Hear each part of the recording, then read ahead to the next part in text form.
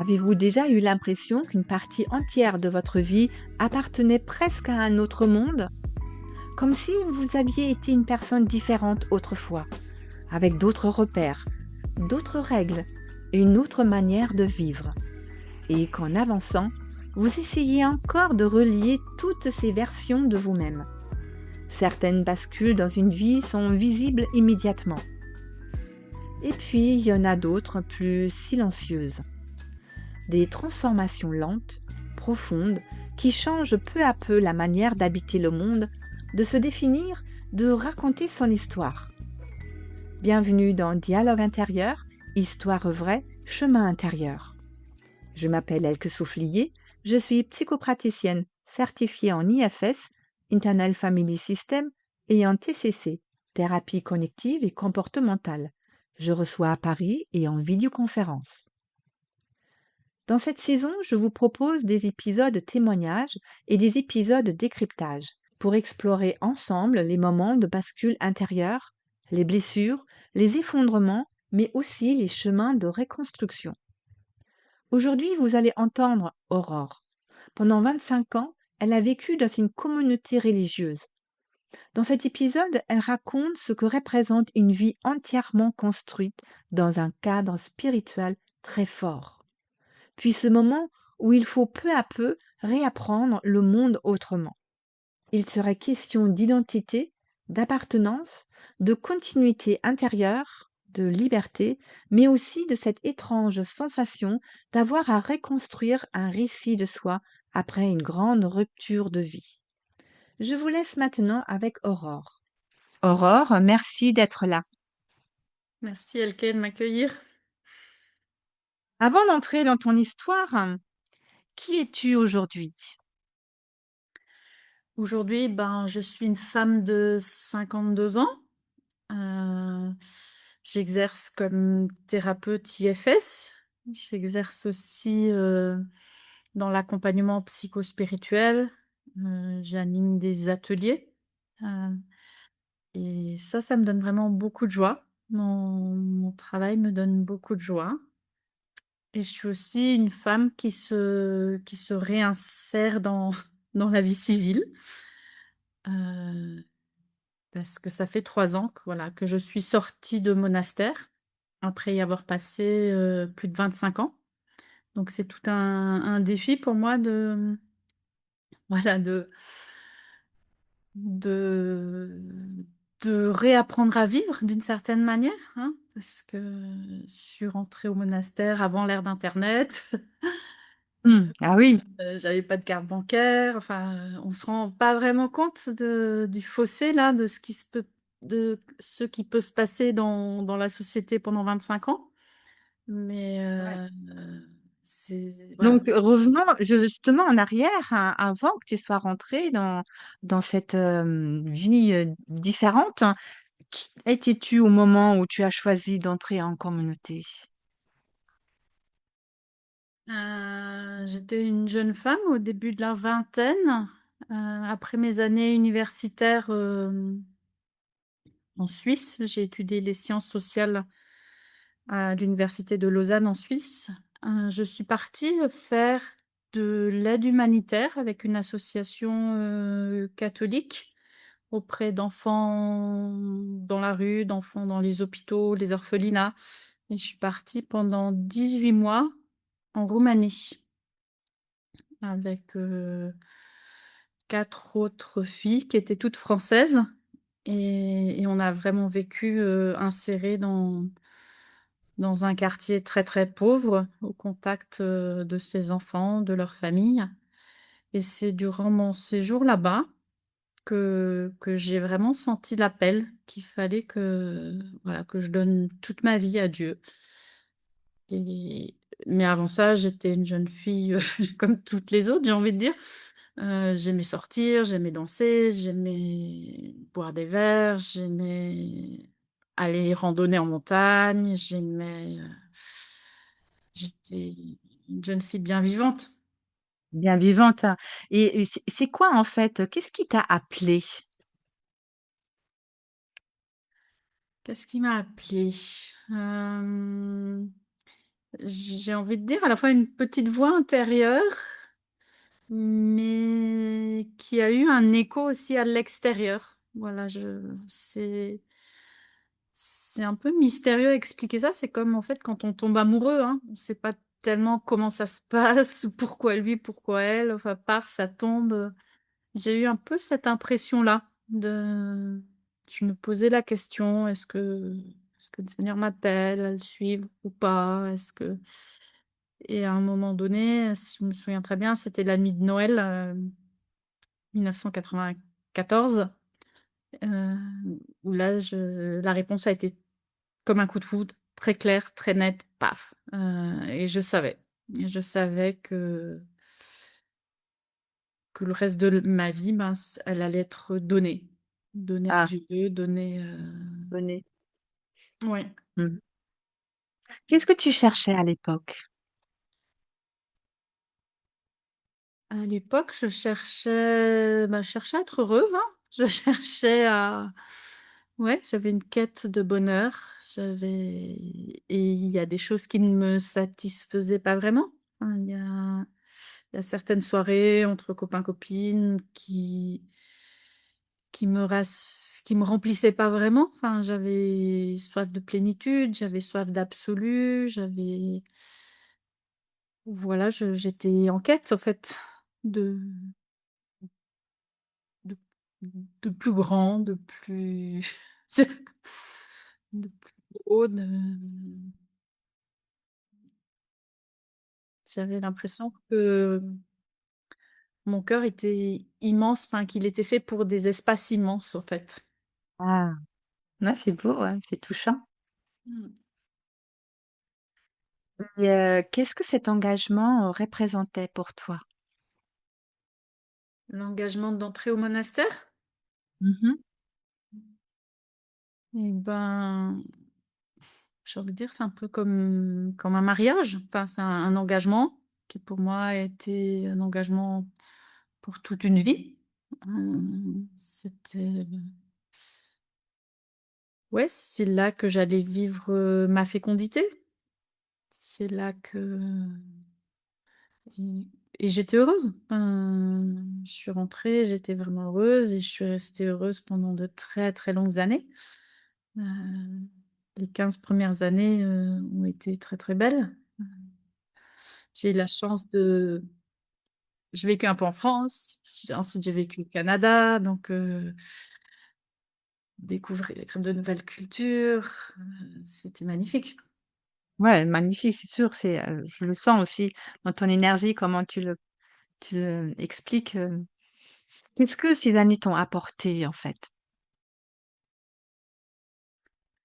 Heu, je pense que j'étais déjà une fille avec, beaucoup de profondeur et je crois que c'est vraiment cette profondeur que je cherchais, hein. J'ai souvent l'image d'un puits qui descend dans une nappe phréatique, Mmh. donc je priais 3 4 heures par jour, donc il y avait là une vie contemplative et pour moi, je conçois pas ma vie sans ce côté de la contemplation et Mmh.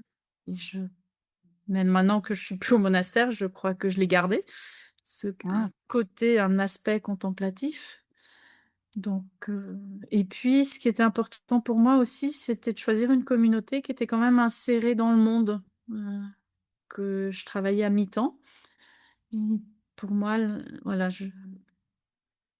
cet engagement ne pouvait pas se faire à l'extérieur du monde. Enfin, il fallait que je garde des contacts avec des gens, enfin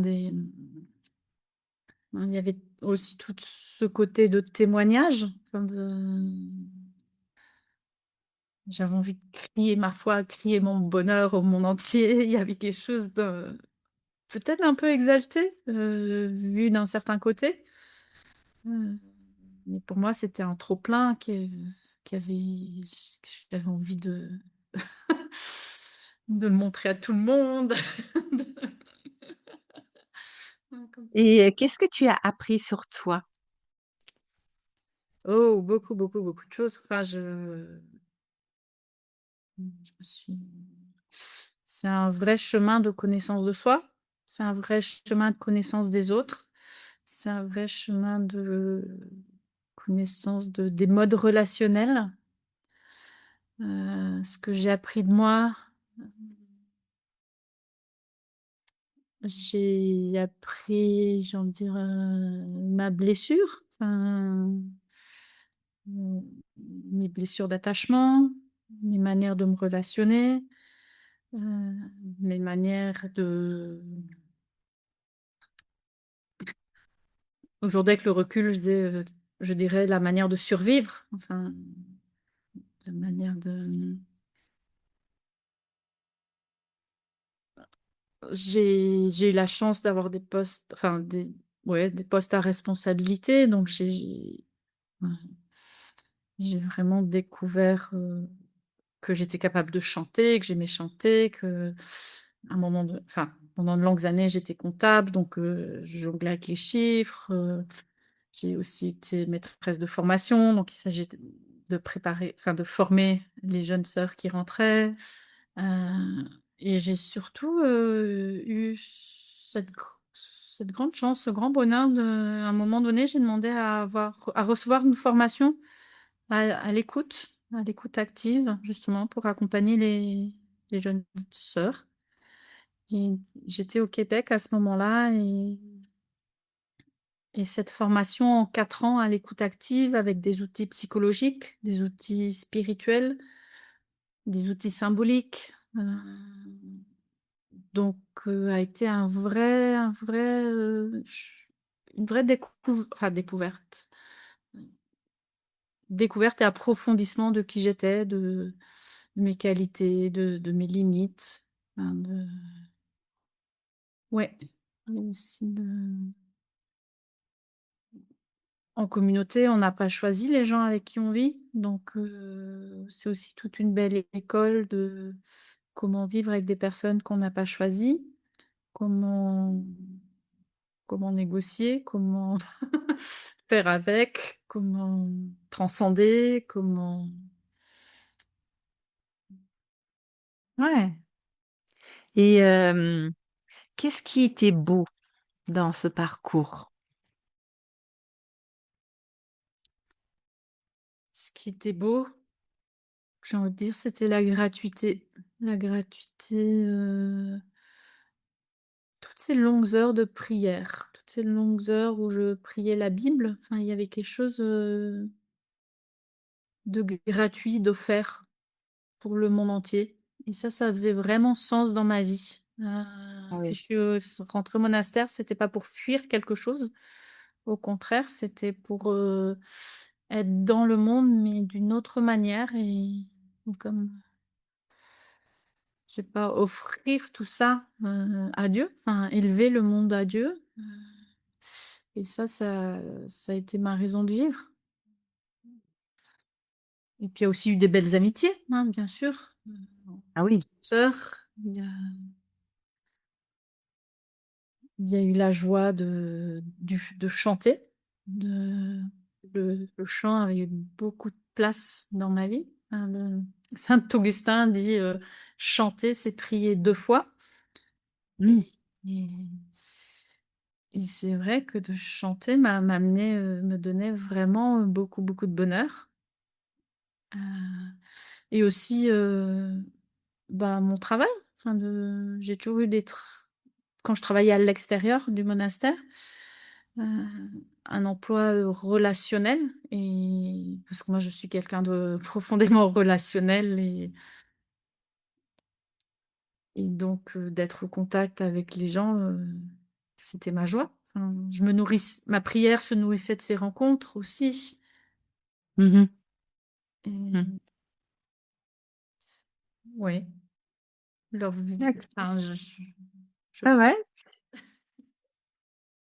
c'est beau ce que tu racontes, hein. C'est vraiment on sent ton énergie que tu as, investie dans toutes ces années et qu'est-ce qui était le plus difficile pour toi à ce moment-là? hem, à un moment donné, hem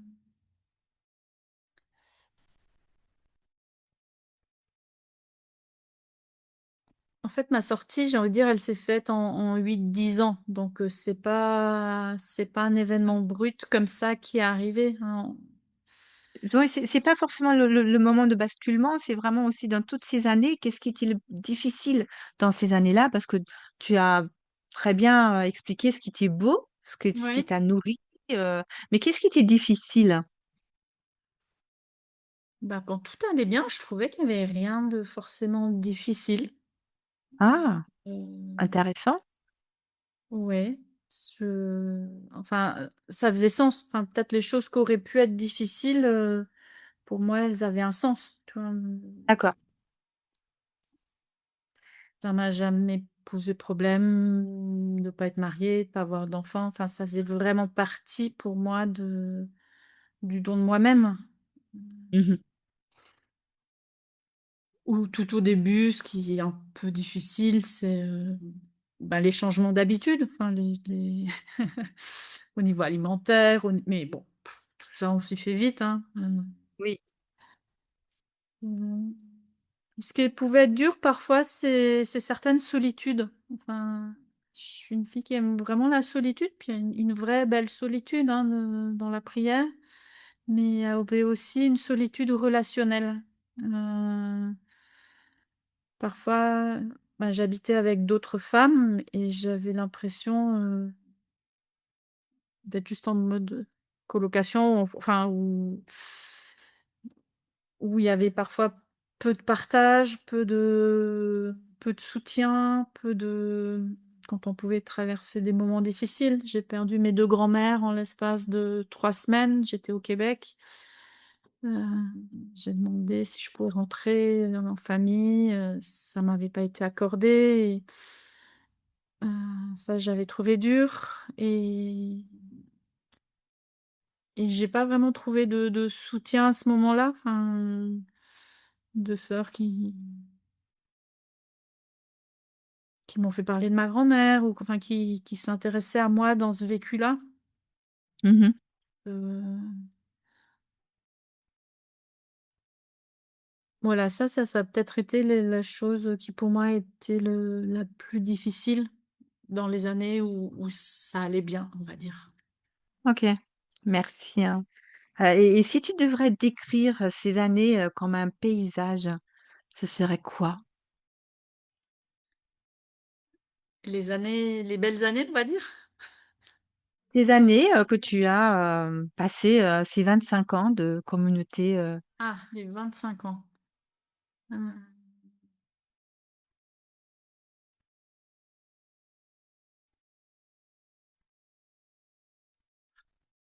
ben, moi qui suis une fille des Alpes, une montagnarde, bah, je dirais que les 15 premières années, ça a vraiment été une belle ascension d'une montagne enneigée, en ski de randonnée. Heu et puis soudain, comme une tombée dans une crevasse, heu, une lente tombée, dans une crevasse où je me retrouvais seule, où il faisait froid et à un moment donné, ben, soit c'est la mort, soit il y a une corde et on la saisit et on sort de la crevasse et on part. ah oui, mmh. Ouais. C'est très fort comme image, hein. Ouais. Ouais, c'est beau, hein, c'est vraiment c'est très, ça fait vibrer aussi, dans mon système, quelque chose, hein, ça. Et à quel moment quelque chose a commencé à se déplacer pour toi? Ça a commencé à se déplacer quand, j'ai eu des problèmes relationnels avec une de mes supérieures, heu, avec qui j'étais très en collaboration, parce que j'avais des responsabilités et je pense qu'il y a eu des jalousies. En fait, je comprends pas très bien, mais petit à petit, la relation de confiance s'est dégradée, où où mes yeux se sont ouverts. C'était aussi pendant ce temps-là que j'étais formée à l'écoute, à l'accompagnement. Et et petit à petit, j'ai vu que enfin, bon, j'ai vécu d'abord sans pouvoir mettre des mots, mais j'ai vécu Parce qu'avec le recul, je nomme de l'emprise. Enfin, petit à petit, il y a de l'emprise qui est venue. Ma parole était systématiquement disqualifiée. Petit à petit, il y a du doute qui est venu dans mon esprit, il y avait de la disqualification, il y avait, bon, je rentrais de plus en plus dans la confusion. Ouais, en fait, petit à petit, je me dépersonnalisais, en fait. Mais je me rendais pas compte. C'est l'histoire de la grenouille, hein, que tu mets dans l'eau froide et puis tu mets sur un, sur 2, sur 3, puis elle s'habitue, donc mes 8 dernières années, ça a été ça. À chaque fois, il y a tu montes un peu le la température de l'eau et à un moment, tu Enfin, soit tu sautes de la marmite, soit tu éclates dans la marmite et Donc mais ça ça s'est s'est pas fait, fait d'un coup. progressivement? Ouais, Ça ça a s'est fait, été très progressivement, j'entends? ouais, Ouais. enfin, ça a été progressivement. Ensuite, il y a eu une période de pause. Bah, c'était tellement la crise qu'on m'a changé de communauté. Enfin que Ah, et là, j'ai vraiment repris pied avec une autre responsable et puis finalement, j'ai encore changé de responsable et là, non, enfin, j'avais déjà fait 2 dépressions en communauté. Je m'étais dit: «Non, pas une ah oui. troisième. Enfin, c'était non négociable, pas de troisième dépression et je sentais tous les symptômes, enfin, revenir, et mon médecin m'avait dit: «Tu es à la limite du burn-out, fais attention». Et tu vois, par exemple, pour illustrer de manière très concrète, je rentre en communauté avec un certificat médical comme quoi il faut que je me repose le matin, enfin, parce qu'on avait un rythme mais complètement fou, comme quoi il fallait que je dorme un peu le matin, parce qu'on se levait à 5h30 pour la prière jusqu'à 7h30, 8h et après on partait au travail. Et puis là, ma responsable me dit, «Ah bah non, on a besoin de toi, pour chanter». Enfin, elle se mettait comme au-dessus du médecin, et ça a été, avec le recul, mais terrible, enfin, de même être dépossédée de sa santé, enfin, au nom de quoi? Enfin, et c'est ça que, avec le recul, je trouve, très, très pernicieux, enfin, je sais pas comment le dire, mais on utilisait ce qu'il y avait de plus beau en nous, enfin, nos aspirations les plus profondes, nos aspirations spirituelles et elles étaient prises, détournées, au service de la communauté, au service des intérêts de notre responsable. Donc la communauté passait toujours avant la personne, heu et vraiment petit à petit, enfin, je voyais que je me déshumanisais complètement, enfin, mes besoins étaient plus pris en compte, j'étais même plus connectée à mes besoins. Heu, Parfois quand je les signalais, on me disait, enfin, l'habitude c'était de spiritualiser, hein. «Confie tout à Dieu, ça ira mieux, tu penses trop à toi, c'est égoïste», enfin, tout ce genre de discours. En fait, mon référentiel, sans m'en rendre compte, il était devenu complètement à l'extérieur de moi, à ce que ma responsable me disait. Et j'étais peu à peu déconnectée de moi-même, de mon cœur, de mes émotions, de mes ressentis et ça a été un trou de plus en plus énorme. Mmh. Et ma reconstruction à la sortie du monastère, c'est de remettre du référentiel à l'intérieur. Enfin, Et oui, ah oui.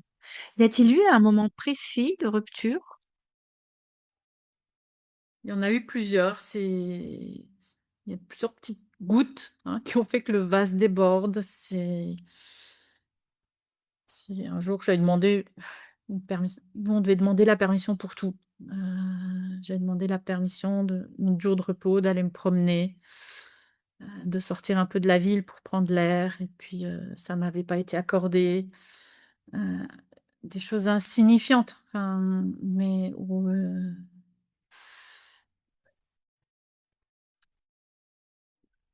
il y a eu, un jour, j'étais partie faire une retraite un peu pour réfléchir. On m'avait accordé ça et en rentrant dans le train, plus je me rapprochais, de Strasbourg, plus je me sentais angoissée alors que moi, je suis pas une fille angoissée. Enfin, j'ai jamais fait de crise d'angoisse, et là, tout d'un coup, je sentais de l'angoisse et tout d'un coup, je me suis mis à pleurer et je me suis dit: «Mais qu'est-ce qui m'arrive?» Et j'ai compris que c'était une réaction de mon système nerveux. Enfin, comme si mon corps c'est mon corps, en fait, qui m'a dit. Heu, Ah, c'est c'est comme ton si mon corps. corps me disait: «Tu peux plus rentrer dans ce lieu-là». Enfin, c'est mon corps ne pouvait plus. Enfin, heu, je me faisais violence psychologiquement, je me faisais violence spirituellement, mais à mon corps, je pouvais plus faire violence à un moment donné. Mmh. Et donc il y a eu cet épisode du train. De manière plus objective, il y a aussi eu la parution, pardon, de d'un livre, même de plusieurs livres, d'anciennes sœurs qui ont aussi quitté la communauté. Je suis pas la seule à avoir quitté, il y a plusieurs sœurs qui ont quitté la communauté et de lire leur histoire, hein, je me suis reconnue en elles. Elles ont objectivé quelque chose, elles m'ont aidé à mettre les bons mots. Enfin ça faisait tellement miroir. Je me suis dit: «Ah ouais, c'est ça que je vis. Ah, elles ont aussi vécu ça». Ah. Parce que je pensais que j'étais la seule, je pensais qu'il fallait que je prenne encore sur moi parce que bien sûr, c'était toujours, l'élément perturbateur, c'était moi. Enfin, s'il y avait quelque chose qui allait pas, c'était moi. Heu, la Je pouvais pas remettre en question le fonctionnement de la communauté, ou le fonctionnement de tel responsable et j'étais enfin, dans ma tête, il y avait comme, l'autre sait et moi je ne sais pas. Il y avait Mmh. cette croyance-là, «Ah, c'est l'autre qui sait, c'est l'autre qui sait», et ça fait partie de l'éducation, monastique là, en tout cas telle que je l'ai vécue moi, heu, de dire, «Bah non, toi tu sais pas, les autres savent mieux ce qui est bon pour toi», Ah oui. et petit à petit, hein, ça tu vois, c'est un petit degré d'eau chaude. Ouais. OK, moi je sais pas, et je fais confiance aux autres, et petit à petit, tu vois, c'est un terrain, je perds du terrain, enfin je perds, mon terrain, enfin les limites, enfin mes propres frontières, mes p frontières de mon humanité. Alors que dans le fond, enfin Jésus, l'évangile, c'est pas du tout ça. Enfin du coup, il y a même une perversion de la bonne nouvelle. Ah oui. Et du coup, c'est ça aussi qui a été, un élément vraiment déclencheur pour moi. Enfin, c'est par cohérence à mon engagement, c'est par cohérence à ma foi qu'à un moment donné, mais je me dis: «Mais c'est quoi ce délire? Moi, je veux avoir une vie cohérente», et je voyais que tout était incohérent, Mmh. et la Mmh. seule manière d'être cohérente, ça a été de me dire: «Peut-être il faut que je quitte». Ah. Et ça a été un long enfin ça a été, 3-4 ans là, mes 3-4 dernières années là, ça a été tout un j'ai dû détricoter, 2 fils qui étaient d'un côté la loyauté à la communauté. Je m'étais Mmh. engagée dans la communauté pour toujours, et la loyauté à Dieu. En fait, c'était confondu au départ. Enfin, c'était pour moi un même fil, et en fait avec, l'accompagnement psychologique, avec l'accompagnement spirituel, petit à petit, j'ai vu qu'en fait, il y avait 2 fils et que le plus important, c'était la loyauté à Dieu, Mmh. et que c'est ce fil-là qu'il fallait que j'honore. Enfin, et j'aime beaucoup j'aime bien l'image du fil rouge et du fil d'or. Ah. À un moment donné, il y avait plus de fil rouge dans ma vie. Enfin, j'étais tellement dans la confusion, il y avait plus, et même, voilà, et il m'a fallu trouver le fil d'or. Ouais, Qu'est-ce qui, dans le fil rouge, qu'est-ce qui était encore là? C'était quoi l'or qu'il y avait dans le fil rouge? Et donc j et mon chemin de sortie, c'est ça, c'est de c'est trouver ça. cet or, heu, Mmh. ce fil d'or qui a tissé mais toute ma vie. Enfin depuis mon enfance, je rêvais d'être missionnaire, de partir comme Mère Teresa, et je l'ai vécu, dans ces années monastiques, et je continue de le vivre aujourd'hui à travers mon métier. Enfin, Pendant notre entretien, tu as expliqué que tu avais, perdu ton narratif. ouais. Ça, c'était, pertinent, je trouvais, tu peux en parler un petit peu? Oui, j'ai perdu mon narratif. Ben, concrètement, hein, aujourd'hui, quand je rencontre du monde, quand je socialise, OK, tu es marié, tu as des enfants? Non. Heu, j'ai pas forcément envie de dire que j'ai vécu 25 ans dans un monastère, donc qu'est-ce Ah que je oui. dis? Qu'est-ce que tu as fait avant? Je sais pas. Hem Parce qu'il y a un trou de 25 ans dans ma vie. Enfin, pendant 25 ans, j'ai Mmh. pas été au cinéma, j'ai pas connu les films qui sont sortis, les chanteurs à la mode, les dessins animés ou que sais-je. Mais, les gens ont, enfin, les événements parfois politiques, même si, au monastère, on gardait un fil avec l'actualité, mais on a été Mmh. beaucoup moins impactés par plein d'événements parce qu'on était quand même en vase clos. Donc qu'est-ce que aujourd'hui, quand je rencontre du monde, qu'est-ce que je dis de ma vie? Mmh. Heu et là, ça fait 3 ans que je suis sortie, ben, j'ai envie de dire, là, j'ai 3 ans de vie que je peux raconter. Ah ouais, j'ai fait tel voyage, j'étais ce week-end, j'ai fait ci, heu, j'étais Ah, voir c'est tel sûr, film au hein. cinéma, ah, j'ai découvert un nouveau restaurant, heu, Mmh. Comment raconter 25 ans, en quelques phrases? Enfin, ouais, enfin, c'est ça, et c'est puis aussi le narratif, c'est que on m'avait inculqué un autre narratif, enfin, et ce narratif de la communauté, parfois, il est encore dans ma tête. Heu, parfois, tu vois, je me décrédibilise moi-même, je me disqualifie moi-même.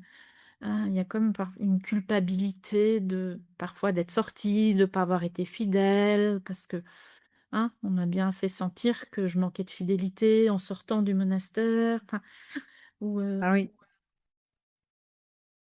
ah, tu Et à trop quel égoïste. moment justement, à quel moment as-tu commencé à reconstruire ton histoire? Ça, c'est petit à petit, hein, au fil des rencontres, au fil des jours, au fil de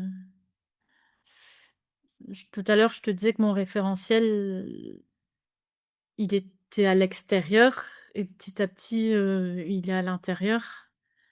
Hem, c'est ce chemin-là, en fait, et là, de vraiment, hem, faire des choses alignées, enfin, avec, ce que je sens être juste pour moi. Je choisis mes relations, hein, il y a plus de «il faut» là dans ma vie. Il y a plus aucun «il faut». Ah. Ouais, ouais. Voilà, si une relation me convient pas, si je sens qu'il y a pas de respect, si je sens que c'est pas réciproque, si je sens que, et ben, maintenant c'est non. Alors qu'avant, c'était oui au nom de Dieu, c'était oui parce qu'il le faut, c'était oui parce que, et Mmh. ben, là, quand c'est non, ben, c'est non. Et c'est justement qu'est-ce qui t'a aidé à retrouver, une continuité? Il m'a beaucoup, enfin, des luttes continuité, je dirais sur 2 plans, hein. Sur le plan spirituel d'abord, il y a la parole de Dieu, la Bible, hein. Ça a toujours été pour moi comme une nourriture, un dialogue avec Dieu qui m'a toujours éclairée. C'est vraiment été une lumière dans la nuit, donc ça au niveau spirituel. Sinon au niveau humain, hem, il y a eu l'accompagnement psychologique, hein. J'ai été accompagnée en EMDR, j'ai été accompagnée en IFS. Ça m'a aidé aussi à parlais de narratif tout à l'heure, Oui, je me oui. souviens d'une fois mon psy, essayait de me faire nommer des choses que j'avais soit vécues dans ma famille, soit en communauté et j'y arrivais pas. Je sentais qu'il voulait me faire dire un mot, mais je ne trouvais pas et finalement il me dit, «Bah, ça commence par mal et ça se termine par traitance». Ah oui. Donc parfois mon narratif, tu vois, il venait de l'extérieur, enfin il venait du livre que j'avais lu, il venait du psy et tout ça, ça a remis de l'ordre. J'ai dû réordonner les choses en moi, les choses ont dû se réaligner et il y a aussi l'accompagnement spirituel, hein, qui a été important pour moi. Il y a les formations aussi humaines ou théologiques que j'ai pu faire, hein, de mettre des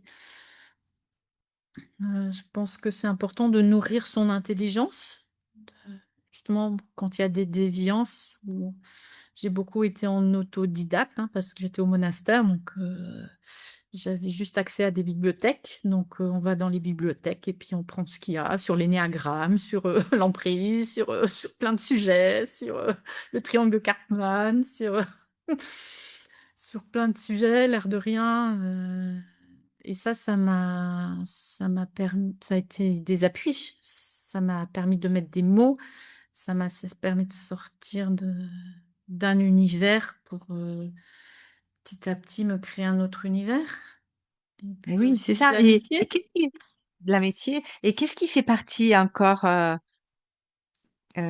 qu'est-ce qui fait encore partie de toi aujourd'hui? Aujourd'hui, hem, ma foi, ça c'est clair. Enfin ça c'est c'est une pierre de fondation qui est là et qui là, j'ai jamais été ébranlée à ce niveau-là. Donc ça, c'est vraiment là. Hem, qu'est-ce qui est encore là?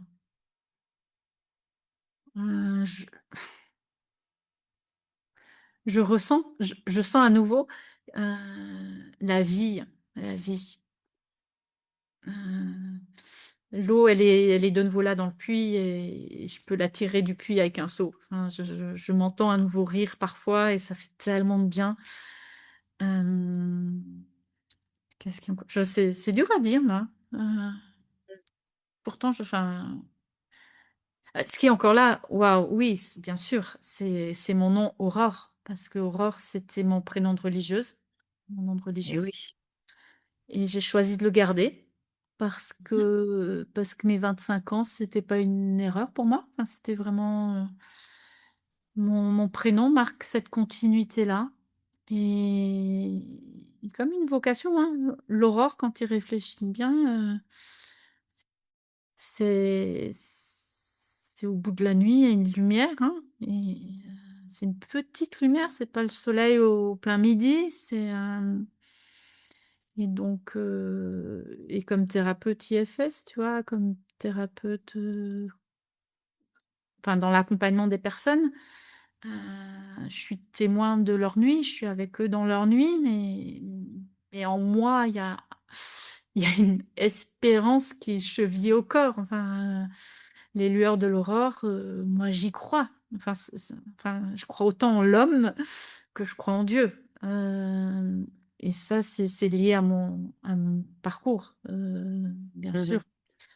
Et donc ce prénom d'Aurore, ouais, il est encore là. Et j'ai choisi de le garder. Et on t'appelle juste Aurore ou Aurore Carmen? En France, on m'appelle Aurore. On m'appelle Aurore. Aurore. Quand je vais dans ma famille, en Suisse ou quand je retrouve, j'ai repris contact avec ceux avec qui j'étais au lycée, tout au collège, pour eux, je suis Carmen. Mmh mh. Donc ça dépend du pays, ça dépend mais là, quand je rencontre des gens, je me présente comme Aurore. Aurore. Alors justement, peut-on quitter un lieu sans renier qui l'ont été? Heu, oui, en tout cas, moi, c'est mon expérience. Je vois d'autres sœurs qui sont sorties et qui ont un autre parcours. Certaines ont jeté le bébé et l'eau du bain. Heu, voilà, qui ont juste mis un couvert parce que c'était trop douloureux, parce que ça prend vraiment beaucoup de courage, hein. Moi, Oui. les gens ont pas arrêté de me refléter: «Waouh, quel courage tu as, quel courage tu as». Enfin, moi, ça me semblait tellement naturel, Mmh.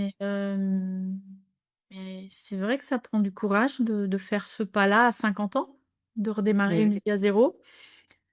De Voilà, de pas avoir d'appartement, de pas avoir un CDI, de pas savoir cuisiner, de pas savoir, faire plein de choses, de pas savoir où on achète un aspirateur, de pas savoir Et oui. comment acheter un billet de train en ligne, enfin, un peu comme voilà, du coup, ta question c'était: «Est-ce qu'on peut sortir sans se renier?»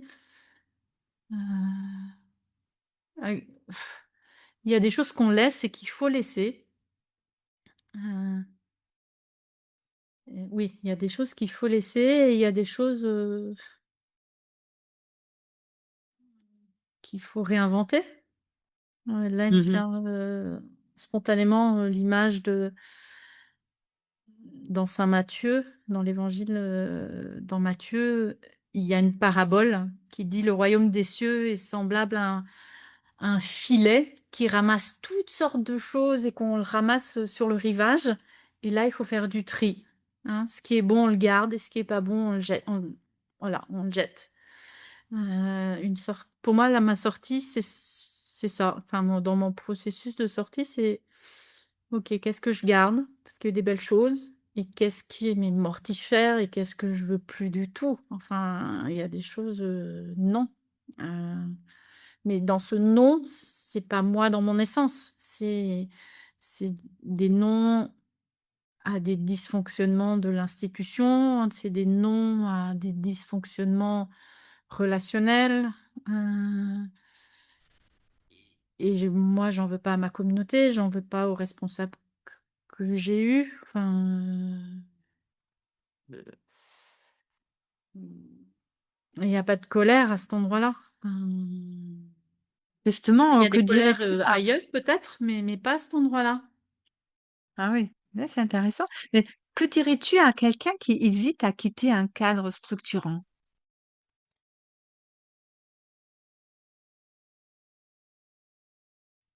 Là, je te répondrai un peu comme thérapeute. Heu, Si un cadre structurant, c'est voir en quoi le cadre apporte de la structure et en quoi, il peut être déstructurant. Parce que moi, je suis restée dans des cadres qui m'ont déstructurée. Donc, qu'est-ce qui dans le cadre est structurant et qu'est-ce qui ne l'est pas? Et OK. qu'est-ce qui voilà, est-ce que c'est le cadre qui est important ou est-ce que c'est l'image dans le cadre? Ou est-ce que voilà, donc de faire aussi la différence de un cadre, il est au service de ce qui est à l'intérieur du cadre et si le Mmh. cadre étouffe ce qui est à l'intérieur du cadre, ça ne va pas. Ça va pas. Si c'est pas le tableau qui est mis en valeur, si on voit juste les bords du tableau, c'est pas la Et peine. oui. Mais Donc est-ce qu'on peut se reconstruire après un engagement total? moi je veux y croire, et c'est mon chemin. Et malheureusement, je connais d'autres sœurs de ma communauté ou d'autres communautés qui sont marquées au fer rouge, hein, qui ça fait 10 ans qu'elles sont en dépression, ça fait 10 ans qu'elles qu'elles qu'elles arrivent pas à avoir un boulot, enfin, moi, j'estime que j'ai enfin, beaucoup de chance. Moi, j'ai de la résilience. Moi, j'ai je suis une Ah femme oui. résiliente et je sais pas si on est tous égaux là-dedans. J'en sais rien, mais en tout cas, je me demande toujours pourquoi moi, et pourquoi pas Mmh. d'autres mais en même temps, je crois vraiment, que c'est possible, mais je vois que pour certains, certaines, c'est difficile. Pour C'est des raisons difficile. mystérieuses, hein, pour des raisons mystérieuses et là, à cet endroit-là, il y a vraiment zéro jugement. Il y a juste énormément de compassion, il y a Mmh. je suis là avec, point. Mmh. point. Il y a rien Et à toi, dire. qu'as-tu découvert, sur la liberté? Mmh. Je crois qu'il y a un endroit en moi, mmh,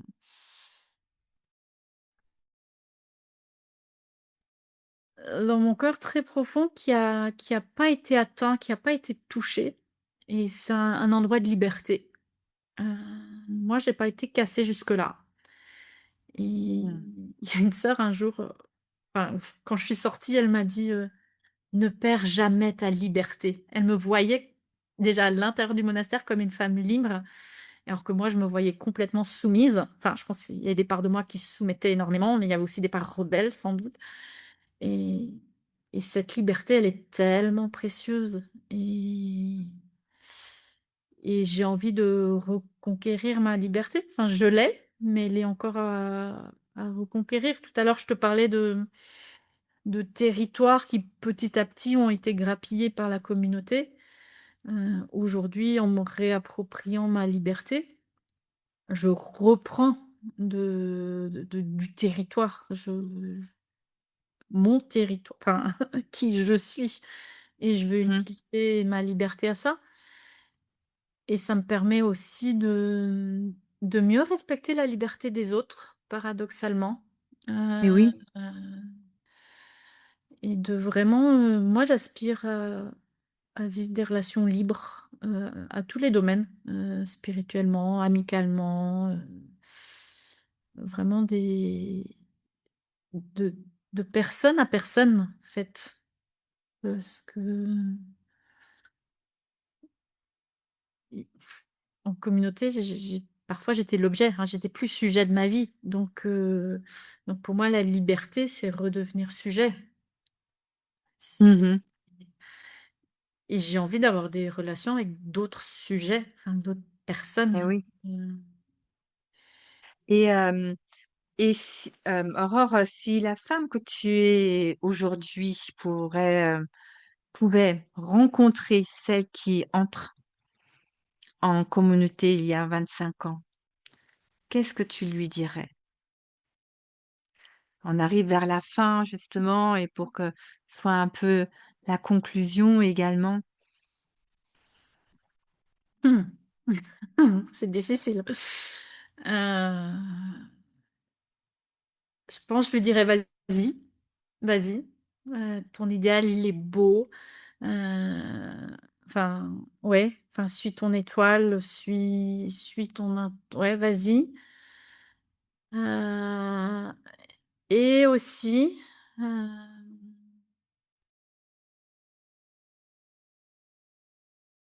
je lui donnerais peut-être un conseil,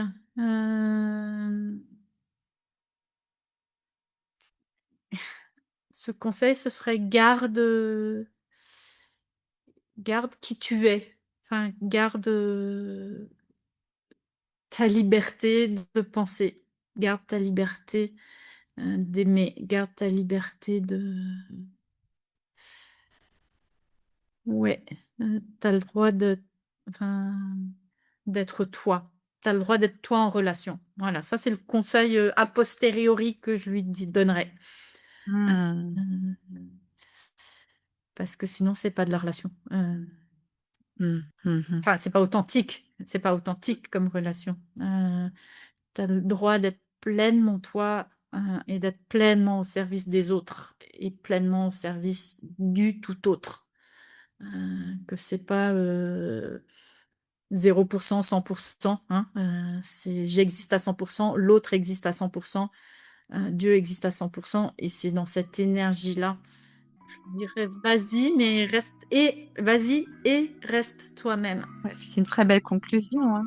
Et reste toi-même. Mmh mh. Merci Aurore pour ta confiance, pour ta sincérité et pour la profondeur avec laquelle tu as accepté de raconter ce parcours. À travers ton histoire, on entend qu'une reconstruction ne demande pas toujours d'effacer le passé.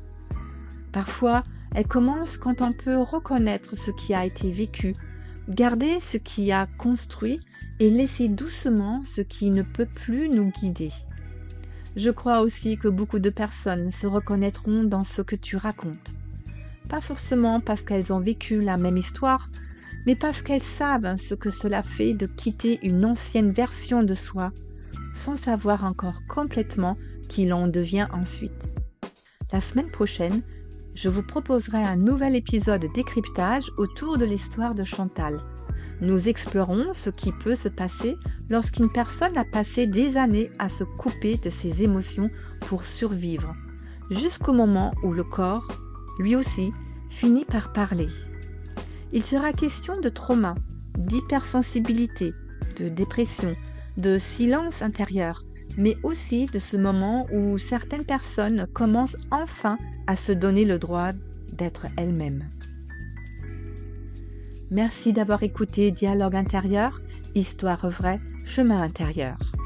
Si cet épisode vous parle, vous pouvez soutenir ce podcast en vous abonnant, en laissant une étoile ou en le partageant autour de vous. Où que vous soyez, quoi que vous traversiez en ce moment, prenez soin de vous et de votre monde intérieur.